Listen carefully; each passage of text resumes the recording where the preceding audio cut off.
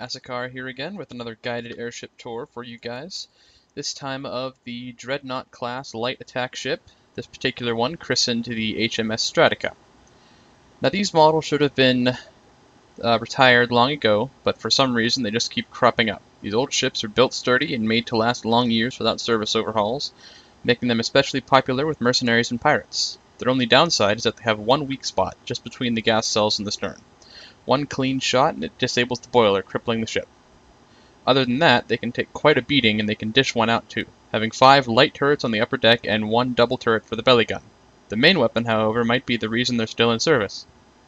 They have quite a scattergun mounted on the bow. After the first one was commissioned, the gun-ship combo could never quite be repeated. Anyway, here's the tour of the HMS Strata.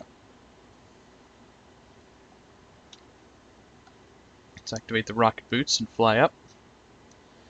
As you can see, it's fairly small, and the configuration of the bridge is quite different from any of my other ships. The bridge being on the bottom to give increased visibility and, I guess, protection.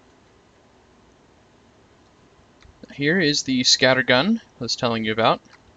It's the reason these ships are still in service today. Let's activate the cannon here. And one quick burst. We'll see why.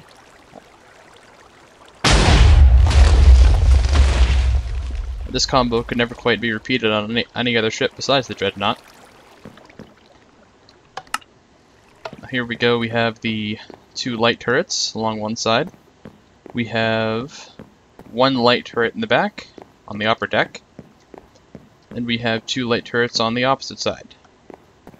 Now if you go inside this here, we have the mess hall, fairly small. Not many crew are designed for this ship, or designated for this ship, being the small size that it is. Go up the rows of tables, we have the kitchen, fairly small compared to any of my other military ships. We just have 1 stove, some counter space, 1 sink, a refrigeration unit, and a tap. Then we go down the ladder. And here we have the boiler room.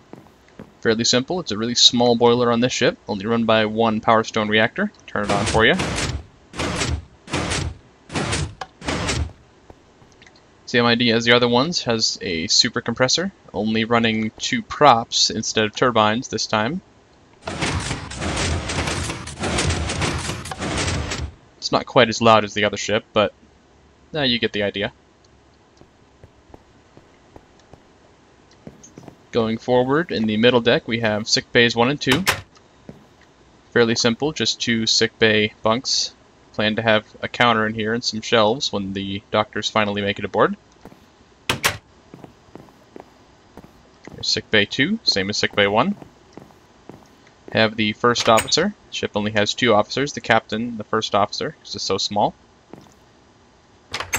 Now the Dreadnought class is envied among most leading staff because the captain and first officer both get the same basic amenities in the room. They get a bunk, a double chest, and a desk. In the first officer's room, fairly large compared to any other officer's quarters of my ships.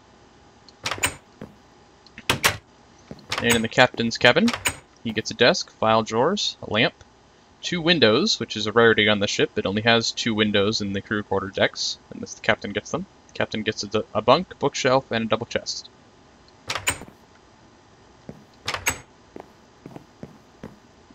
Now we go aft. As you can see, it's quite cramped in here, being the small size of the ship. Go down the ladder once more. We have the door to the belly turret.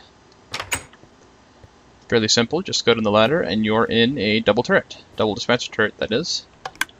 Just a simple dispenser trigger with a lever. Go back up the ladder. Go forward, past the bridge for now, we'll get to that last. We have one of the crew quarter rooms, fairly small. There's 8 crew in here. And we have the other crew quarter room. The ship has a total of 12 crew, just enough to operate the guns and run the ships. No marines stationed aboard the ship, it's not really a boarding vessel. And storage, again fairly small due to the constricted size of the vessel. Not for very many long missions.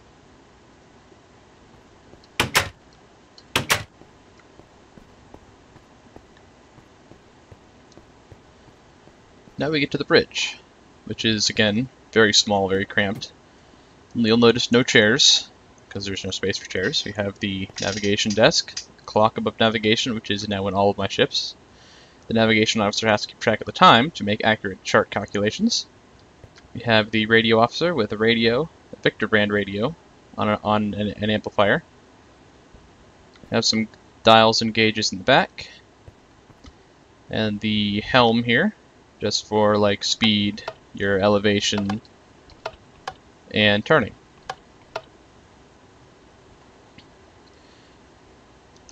Well, that's all I have for the HMS Strata. Fairly small, fairly straightforward. So I will see you again in the next tour.